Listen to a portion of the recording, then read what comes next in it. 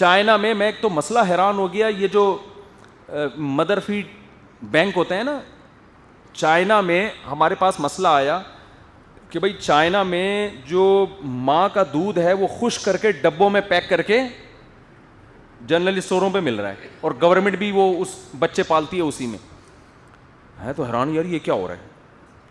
تو پتہ چلا بھائی جیسے یہاں ہم فارم میں بکرے پالتے ہیں تو غیر مسلم ریاستوں میں بہت سے بچے فارم میں پلتے ہیں, فارم ہیں بچوں کے جن کا باپ بولو نہیں, تو ان کے لیے وہی جیسے ہم بکریوں کو نہیں کھلا رہے ہوتے, چارہ ڈال رہے ہوتے ہیں, تو ایسے ہی بچوں کے لیے فیڈ کا انتظام ہے. وہ ڈبے خشک, ان میں پانی ملایا, چل بھائی ٹھیک ہے نیکسٹ.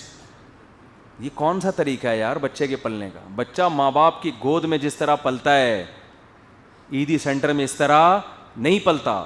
یہ نیچرل ہے, یہ خدا کے نظام سے بغاوت مت کرو.